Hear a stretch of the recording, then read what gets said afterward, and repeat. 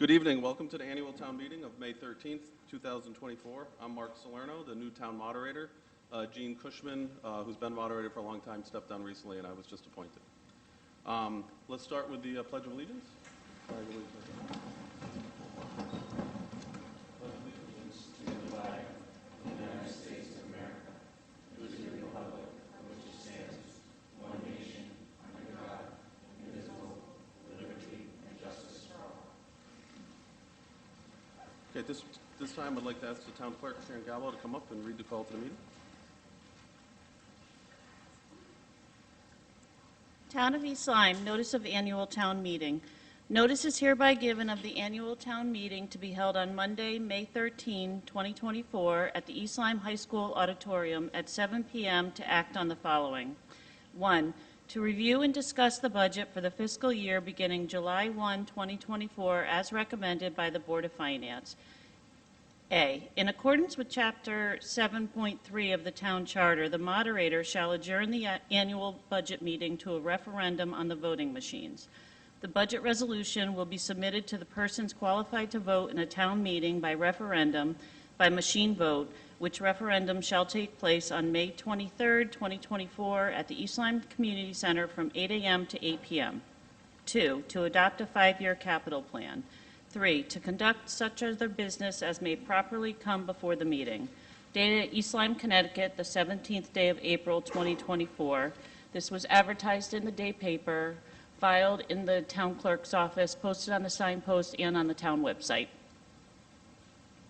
Thank you, Madam Town Clerk.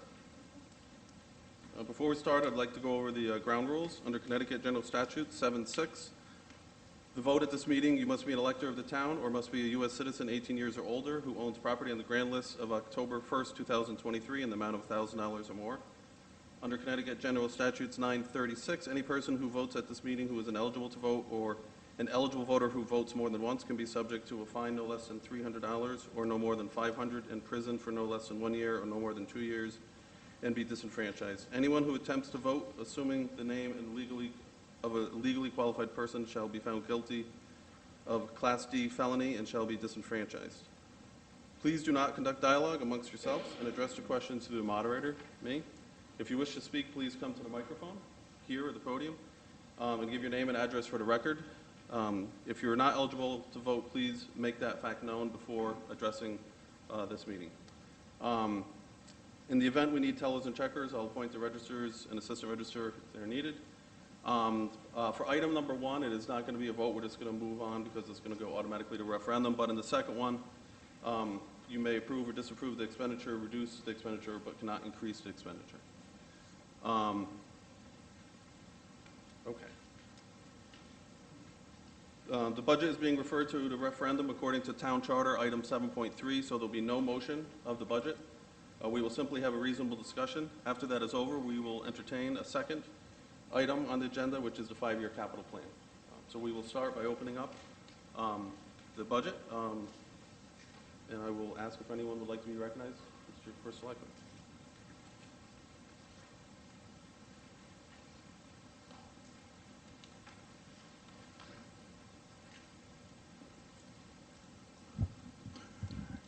Good evening, everyone.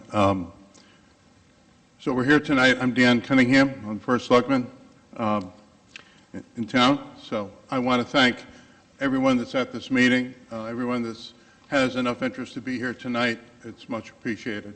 And we certainly appreciate your input.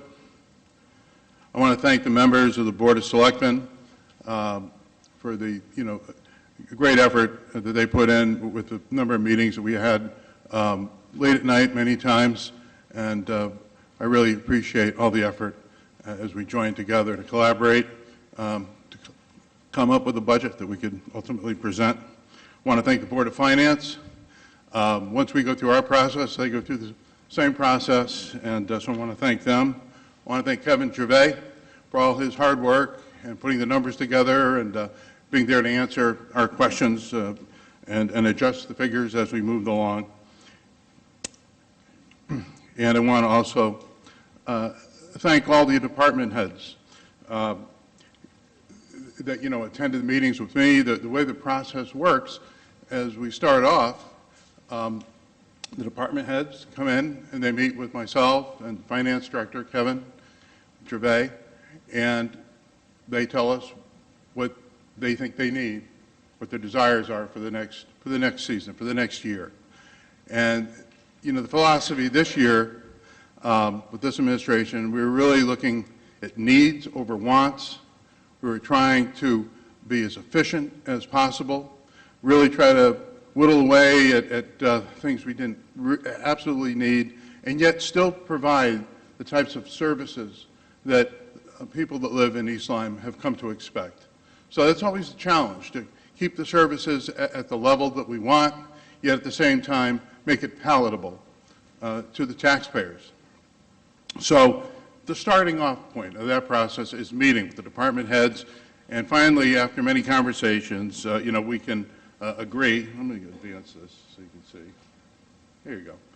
You can see, you know, what we come up with, what we can finally agree on as being the first selectman's budget. So we go through that process with all the department heads, and then once we resolve all of that, then I propose the budget to the Board of Selectmen. And then we go through that process again.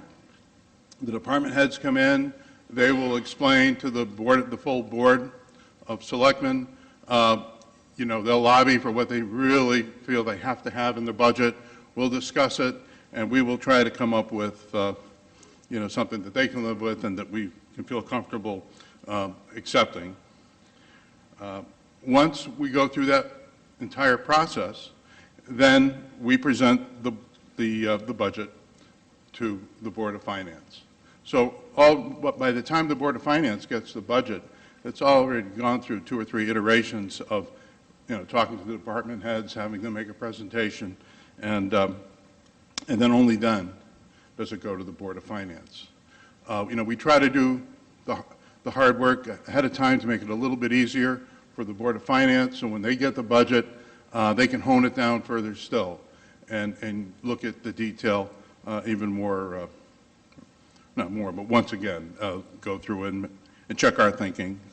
This year, the way it worked out, I'm going to go forward a couple of screens.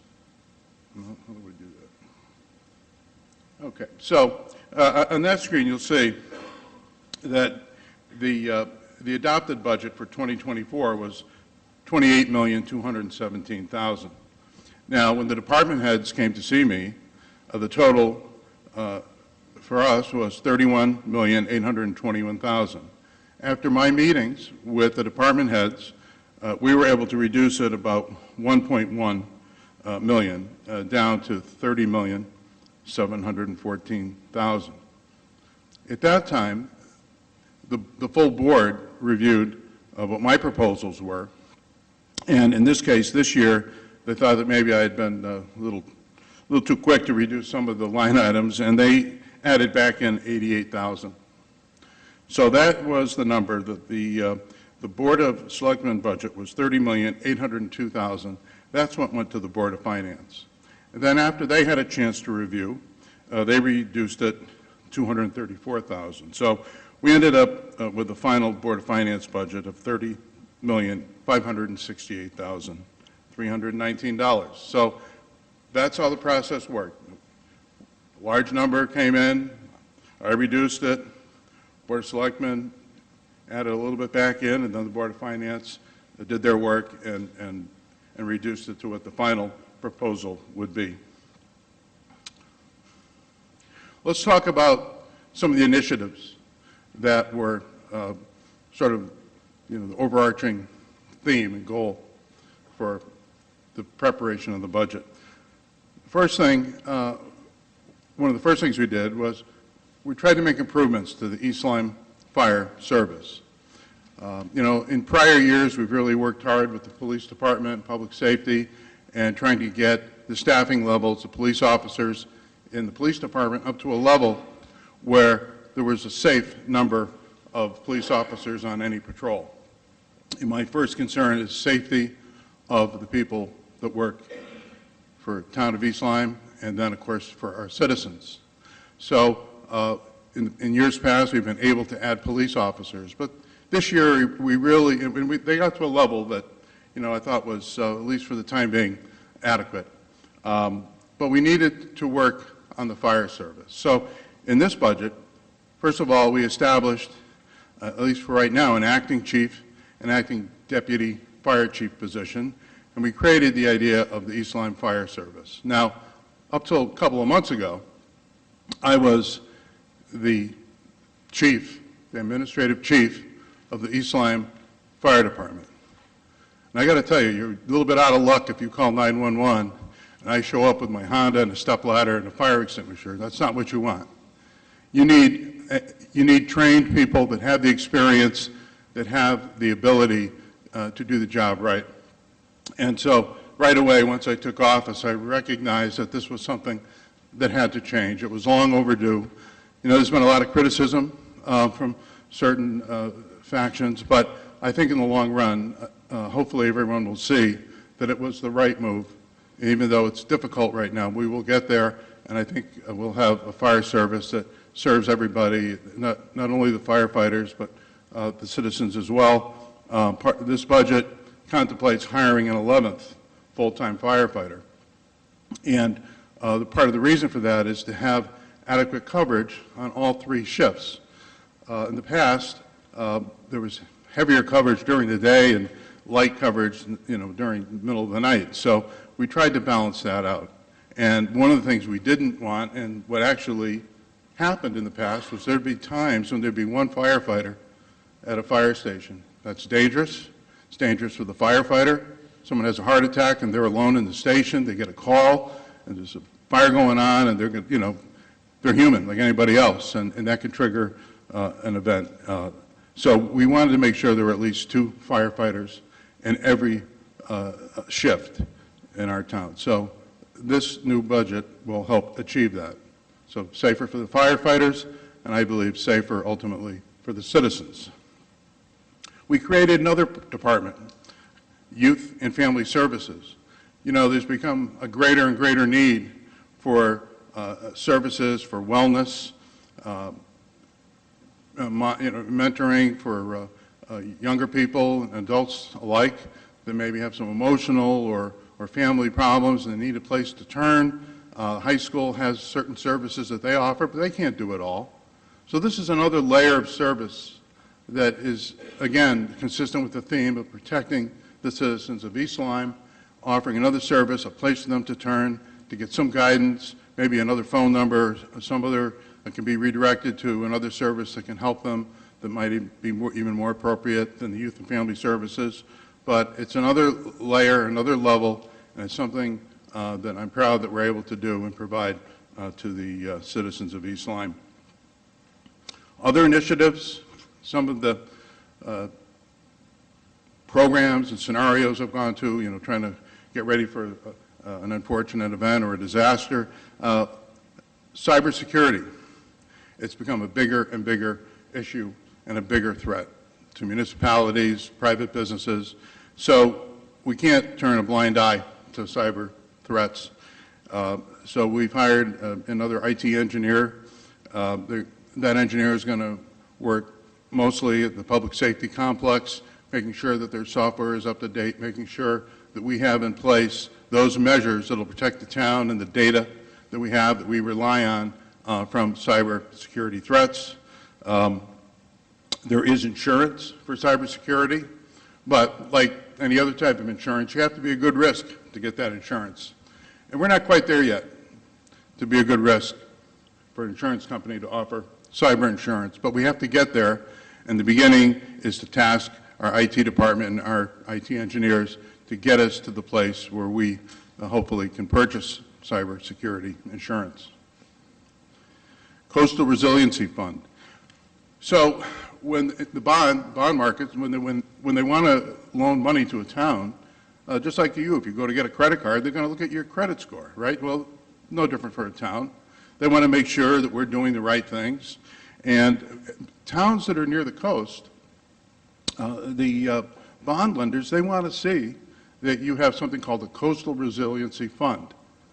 It has to be a placeholder, a place to put money, so in case there's an event because of the nearness to the water.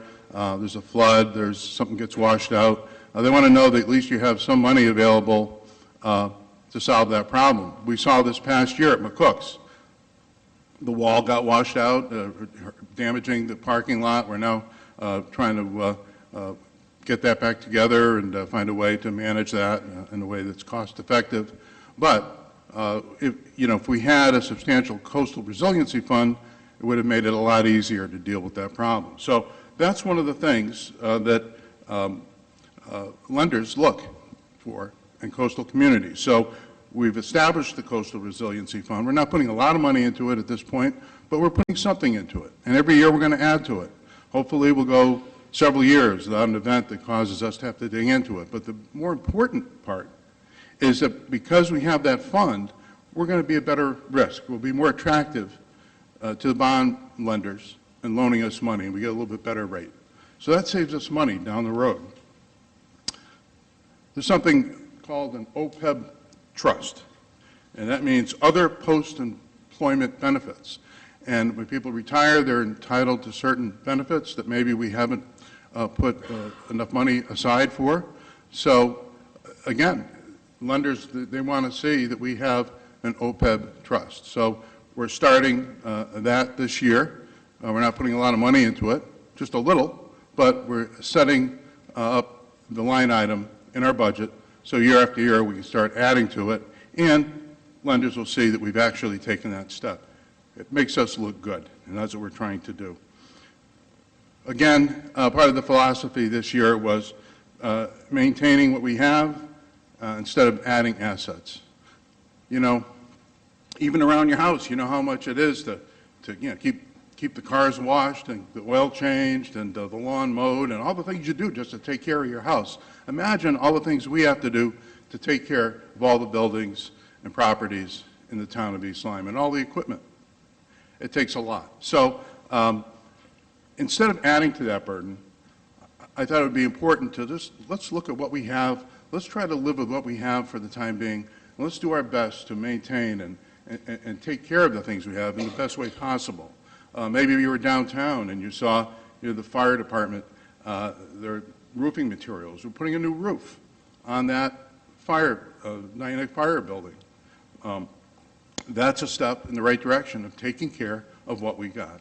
And you'll see in the capital plan, there's funds set aside to replace roofs on some of the other town buildings. So we want to take care, of the stuff we have.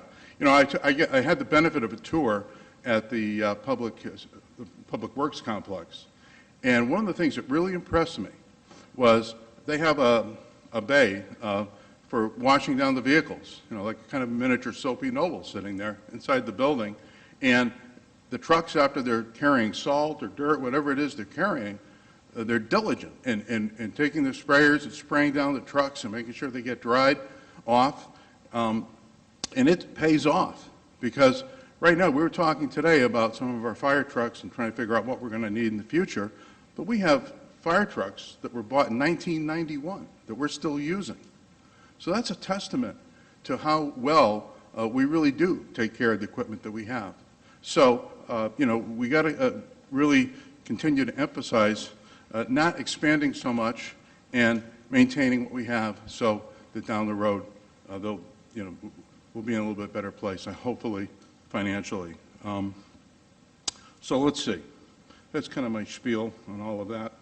What do we got next here? Oh. Well, I guess that's it for me for the time being. Anyhow, basic idea is needs over wants. Let's take care of what we have, and let's try to keep our footprint smaller rather than larger so we can do a better job of it. Thank you. Thank you, Mr. First Selectman. Would anyone else like to be heard? Madam Chair.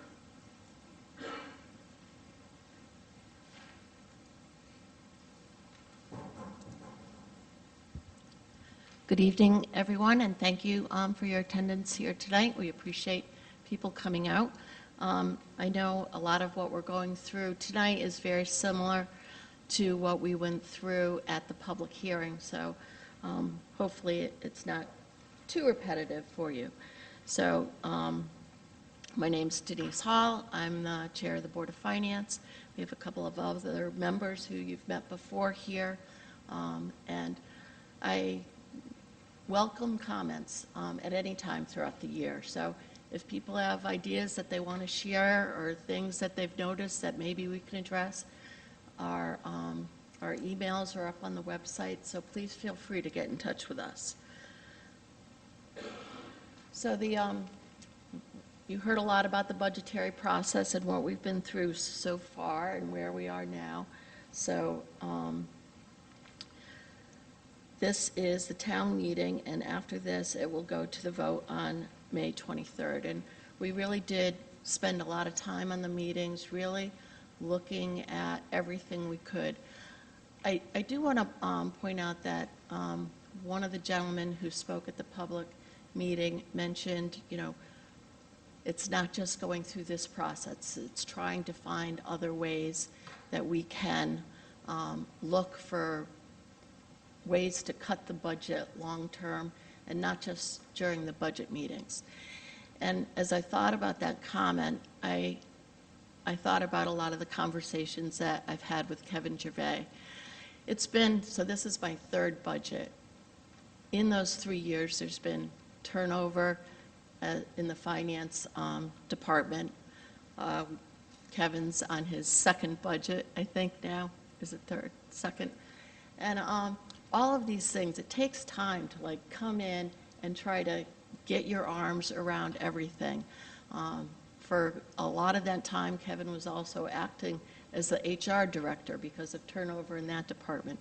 So sometimes it's hard to keep your head above water and think long-term when you're just trying to get the payroll out. So one of the things that Kevin has brought up is we want to form a subcommittee on the capital plan. So bringing together people from the Board of Ed, people from the different department heads, and really spending time looking at what we need to do, to build that plan and do a better job at that. And I hope that through that process, it also may result in some ideas about what we can do long-term to try to limit these expenses that go up year after year.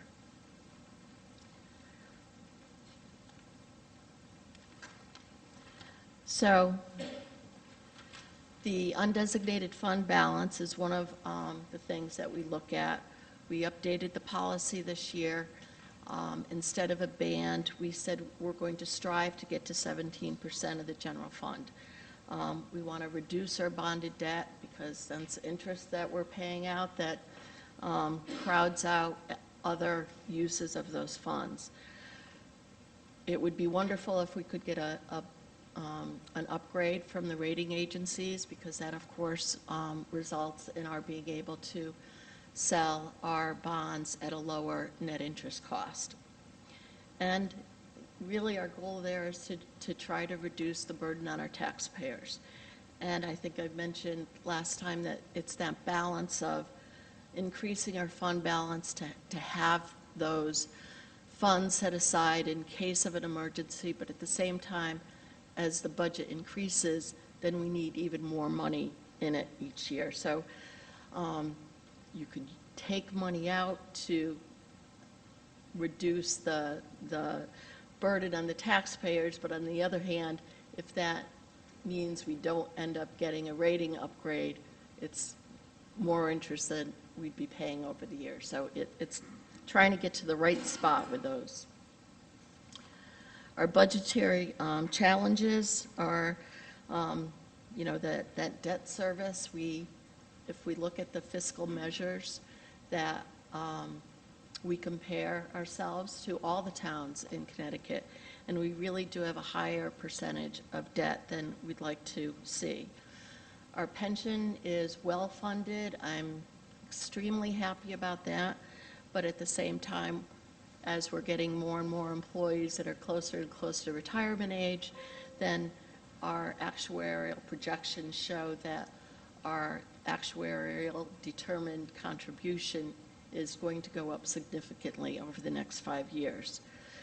So, the last couple of years, we have taken funds from the undesignated fund balance, which, I see as a one-time solution. I would like to get away from doing that, but in this budget, we do expect to take $1 million from that unfunded balance.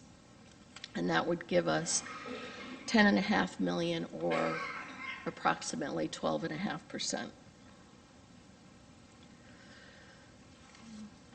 So here are our proposed revenues for the year. This is, we had an uptick in a lot of the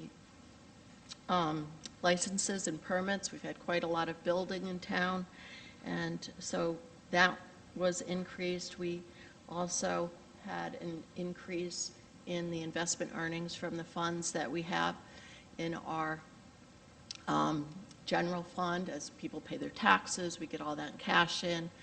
We're allowed under Connecticut statutes to invest in certain short-term money market instruments. And as interest rates rose last year and are now staying higher longer, we hope that we can continue to get a good return. Of course, the flip side of that is when we go to market to issue debt, we're going to be paying a higher rate too. So it's kind of a mixed blessing there. The other thing, and I wanted to point out, like when we talked about the OPEB trust, the reason we want to set that OPEB trust up is because when we put money in the OPEB trust, we get to invest those funds long-term. So we've got a long-term pension debt that we'd like to match with a long-term investment horizon, because the OPEB, the other post-employment benefits, is mainly health care for the retirees. So the establishment of that trust allows us to invest in the same types of investments that we can invest in the pension. So that's the main benefit of creating that OPEB trust. So those are sort of the highlights and the revenues. Expenses, as you've seen with the general government, public safety, public works, have all continued to, be stressed with all of the inflationary measures that have been out there all year long. With the Board of Education, we worked closely with them early in the year, and we really, I think, came to a great solution with them. I commended them for not having a problem that many of the other municipalities around us have had with their adding on positions with ARPA money and then and ESRA, or all your acronym monies, that, they really refrained from doing that. So they weren't in a position where all of a sudden the money dried up and they had to, add to their budget. And then the other sort of big change in the proposed expenses is the idea that we want to pay more with cash and less with bonding. And so we increased that quite a bit in this budget. The capital projects for the current year are going to be $11,833,000. Some of these things we just, there is no way around it. We took the tour of the rest of the school here. We saw the pool. We saw the tiles that fall from the ceiling, and it was just a dangerous environment. And realistically, some of the other facilities in the school really need an upgrade. Not in this budget, but we can work with that capital committee that we form to really figure out what and when do we tackle those things. And then there were some roof projects that had to be done too. as Mr. Cunningham said, we've got to take care of what we have. Doesn't make sense, to be penny wise and pound foolish when the roof starts leaking. So we really have to do those things. So the overall operating budget has an increase of 5.33% in the total expenditures and revenues. What this would mean, should the budget pass at referendum, is that the overall increase in the mill rate would go from 24.87 to 26.35, a 1.48 mil increase, or a change of 5.95%. And I know that one of the other comments was when we looked at the property tax calculations, this wasn't also including business tax or the automobile tax. We've made note, and hopefully we will be able to update this slide for next year to make that more comprehensive. But this is a good illustration of what the typical increase, monthly increase, would be for homeowners based on this mill rate. So that's the end of my presentation. I'll turn it over to Mr. Salerno. Thank you, Madam Chair. At this point, I'll ask would anyone else like to be heard? Please come to the microphone, state your name and address for the record.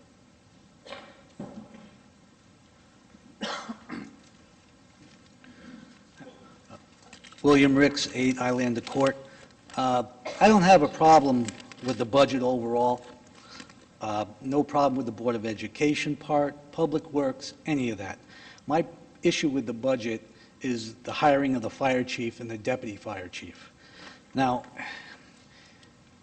I've been involved in the fire service since I was 15 years old. I've been an EMT, a volunteer fire chief, so my opinion is going to be a fire-educated opinion here.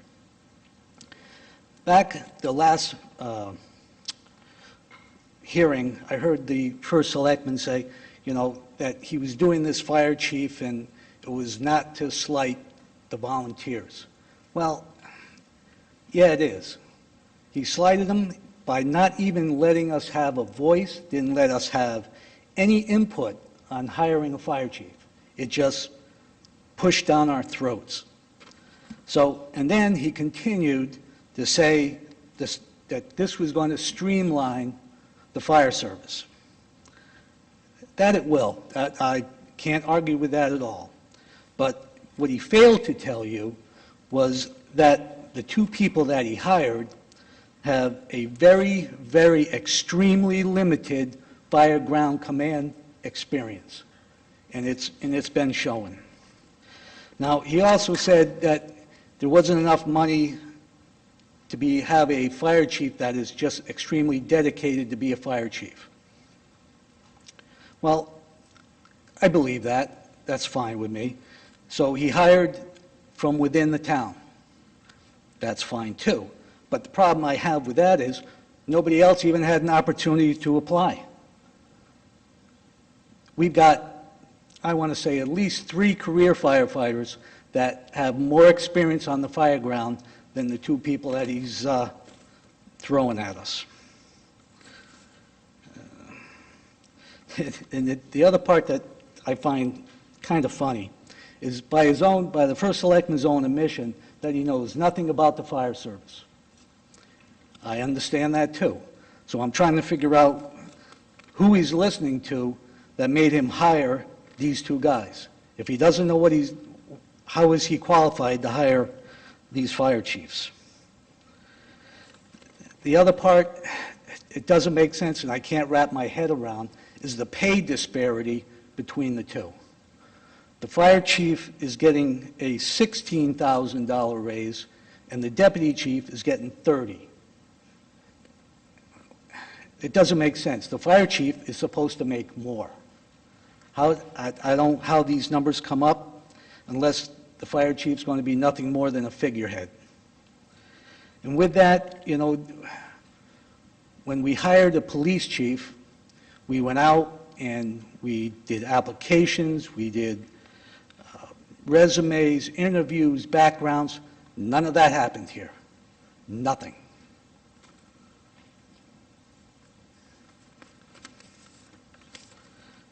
So, and as this has gone on, I guess they've been running it now for 2 months, and some of the changes they've made are pretty good. I got to admit, the career guys are getting more training, which is always a good thing.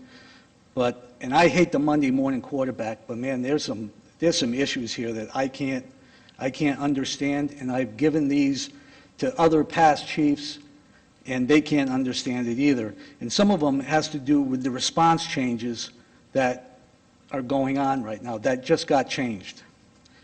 And I'm going to give you a couple examples. If there's an accident on the highway, say at exit 75, it used to be Flanders Ambulance, Flanders Engine 1, and their rescue truck. That's no more. Now, if there's an accident at exit 75, it's the Flanders Ambulance, an engine out of Nyack headquarters, a rescue truck out of Station 2. The $600,000 rescue truck that's sitting at the Flanders Fire Department, which is in eyesight of the car accident, isn't going to go. I can't figure that out. And by doing this, they're stripping 3 stations for a simple call. Simple call that's been handled like that for years. And the only thing I can grasp on that is they're guaranteeing that somebody's going to get out. So all the apparatus is going to get out. But the flip side to that is you're cutting the volunteers right out. There'll be volunteers, if this goes the way it looks like it's going to go, there'll be volunteers sitting at the Flanders station because nobody's allowed to take their vehicles out on the highway. It's dangerous. We just don't do it. So it's amazing to me that some of these. The other ones, we have 2 ladder trucks in town, big vehicles. The change in response now is if there is a house fire, structure fire in the Nyack part of town, Flanders ladder truck is first due. We're putting miles on that truck going all the way down. And if there's a house fire, structure fire up here in Flanders, our ladder truck isn't on the ladder truck out of Flanders isn't on the first due. Now it's ladder truck coming out of Nyack. Now there's a lot of things that's wrong with that.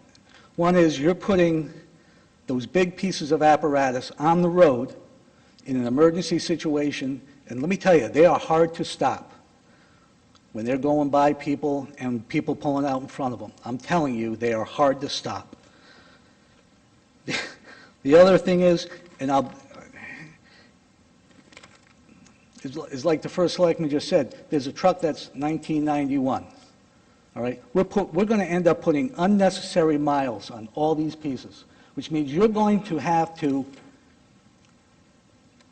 up the maintenance. You're going to have to be buying fire trucks a lot sooner. I mean, this is all down the road, but it's going to happen.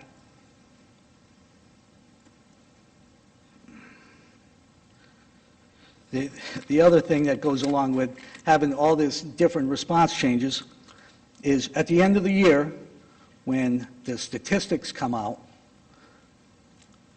it's going to show that the Nyack station did so many calls, the station out at Station 2 do so many calls, Flanders does so many calls. They're going to be inflated numbers. They're going to be inflated because everybody's going to go to every call.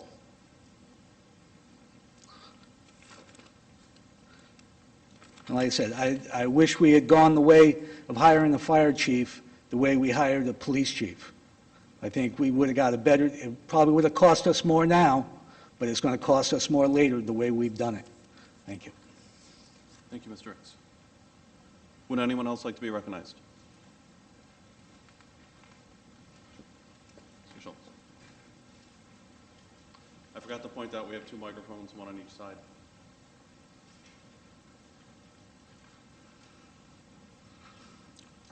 Good to see you, Mark. My name is Mike Schultz, Lover's Lane in East Lyme. I'd like to thank all the board members for the efforts that they've done on this budget.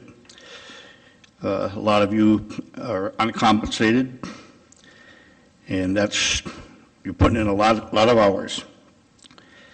And I think it's refreshing for our new first selectman, for the way he's been conducting his business and helping out the town.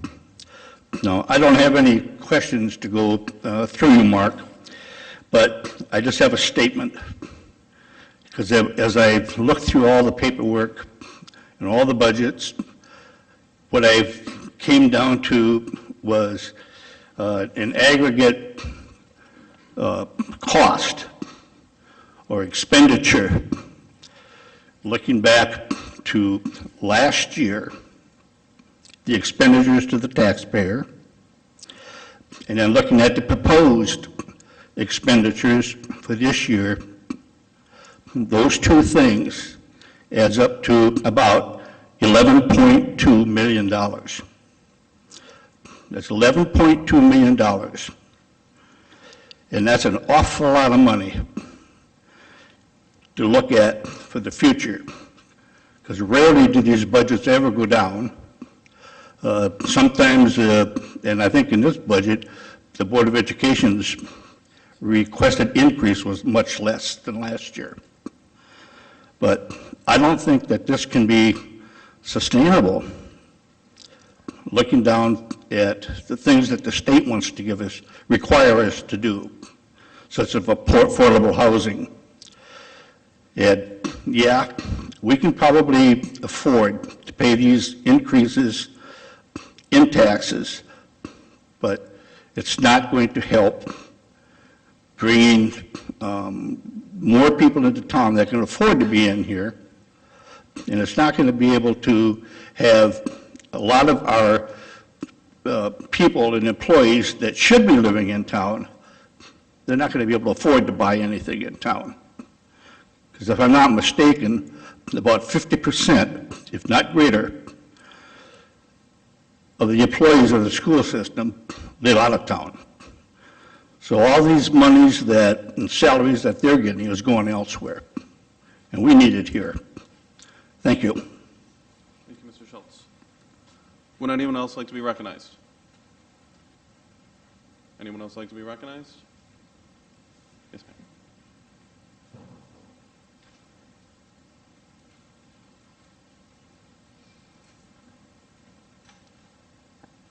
Elizabeth Cookto, 154 Pennsylvania Avenue, your East Lyme Town historian, as well as the secretary for the Historic Cemetery Association and treasurer for the East Lyme Historical Society. Sorry about my voice. I made the mistake of playing in the yard all day today. I just have a concern, and I will take partial blame myself for not catching this sooner. I normally look at the budget when it first comes out, and I did not, and it wasn't until about 2 weeks ago it was pointed out to me that all of the budgets have been cut for the community service groups, including the Historical Society, the Historic Properties, the Historic Cemeteries, along with 16 other organizations. It looks like the finance did due diligence and decided that they would put in a line item which is called services to the community, offering up half of what the budget would have been for these 19 organizations.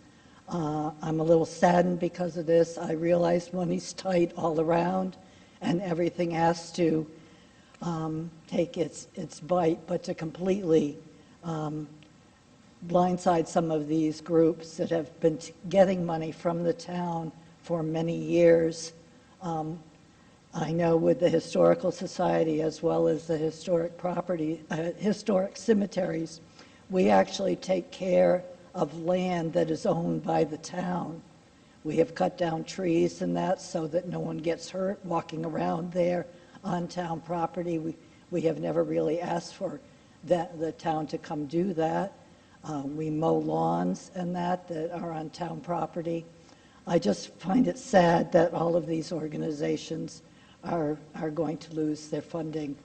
I realize that they have put in the 20,000, but to divide that up under 19 organizations doesn't leave them with much to work with. Thank you. Thank you, Ms. Klepto. Would anyone like to speak or respond? Sure.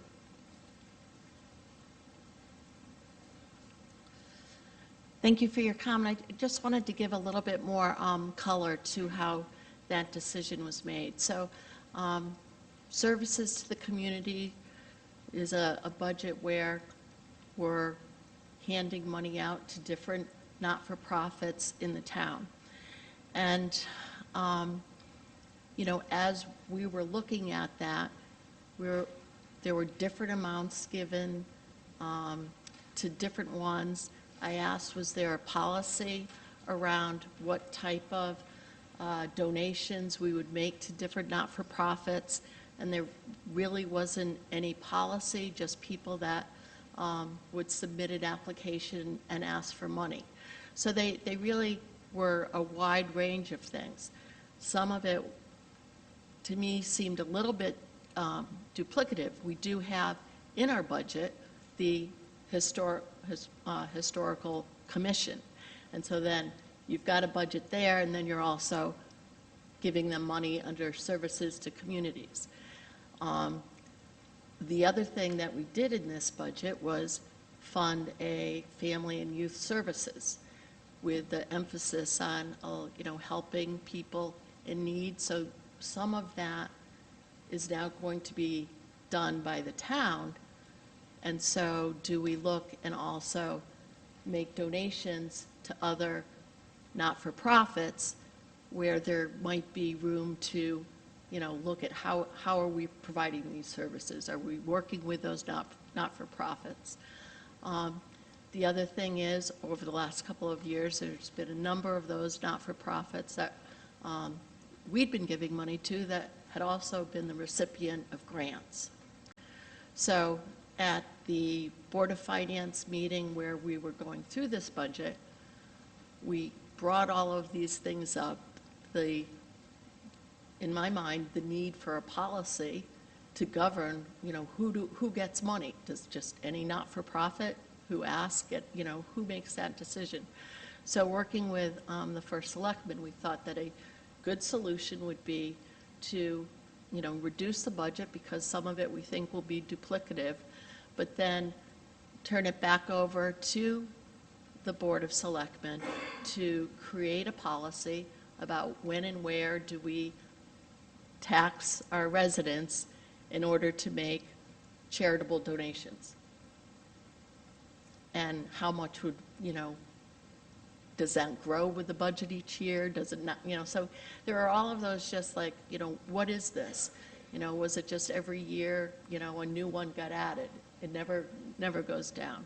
So we thought it did make sense. And, I think you've heard the first selectman say, we want to take care of our property. We want to take care of our own assets.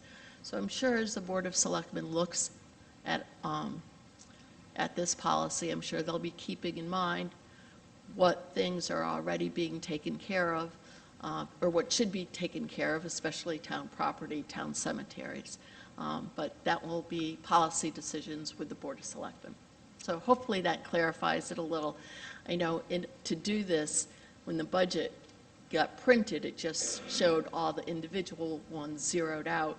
So it was, I'm sure, alarming if someone looked at it. But that doesn't mean they're all getting cut out. It just means we approved a dollar amount, and then the Board of Selectmen will go through, come up with a policy, and come up with the allocations. you, Madam Chair. Would anyone else like to be recognized? Last chance. Okay. Seeing no hands, we will move to item 2 on the agenda. I will entertain a resolution to adopt a 5-year capital plan. Do I hear a resolution? Actually, we need to hear it first, right? Do I hear a resolution? Do we have a second? Second. And we have a second. Okay. Would anyone, do we have a motion? Would anyone like to present or speak on the capital plan?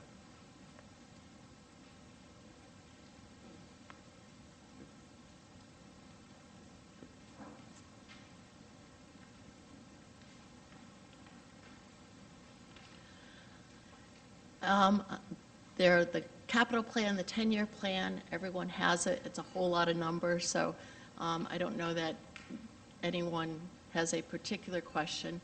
One thing I do know is that this is a work in progress.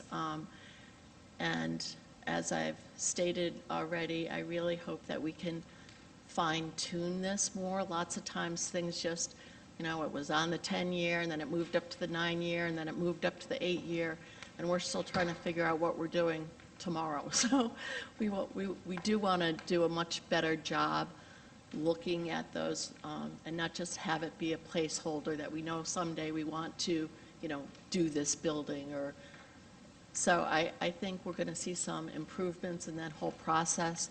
I think even now looking, you know, looking out, we're good for the next year or two, but I think we will see some fine-tuning even with what we have out there.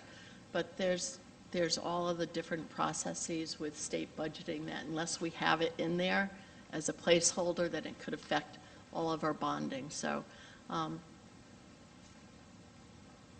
if anyone has any particular questions about any of the line items, I'm sure we'd be happy to take them.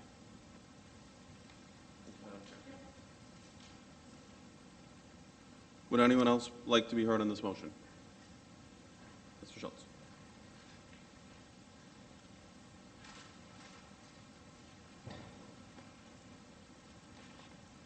Mike Schultz, Lover's Lane, East Lyme. The comment I would like to make is that, although I don't see it on it, I believe that there are many entries in here for roof replacement on buildings.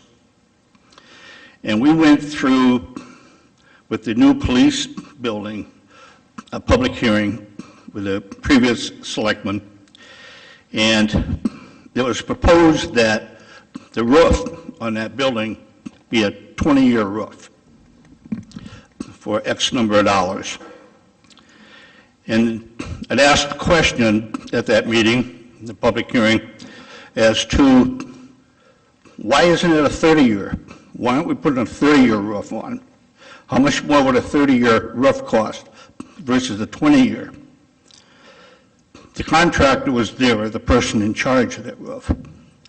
And for 10 more years, guaranteed, because the roof is going to be guaranteed for parts, excuse me, parts and labor, it was going to be another $5,000. A lousy $5,000 for another 10 years. And the reason they didn't go back and renegotiate that is that the first selectman at that time said, well, now we'd have to have another public hearing. Wouldn't that be too bad? So my point here is, I think you can take it, is that his excuse was, all the other buildings are 20-year roofs. Well, that's long ago. So now we ought to be looking at 30-year roofs or even greater, and not be going to 20-year roofs just because other buildings are 20 years. So I hope we can keep that in mind. Thank you. Thank you, Mr. Schultz. Is there anyone else that would like to speak on this motion? Last chance. Seeing no more hands, we will move the question. All those in favor of adopting the 5-year capital improvement plan, please signify by saying aye. Aye. Opposed, say nay. The motion carries. That being the last item on the agenda, I'll entertain a motion to adjourn this meeting to referendum by machine vote to take place on May 23rd, 2024, at the East Lyme Community Center from 8 a.m. to 8 p.m. Is there a motion? We have a motion. Do we have a second? And we have a second. Any discussion? Seeing none.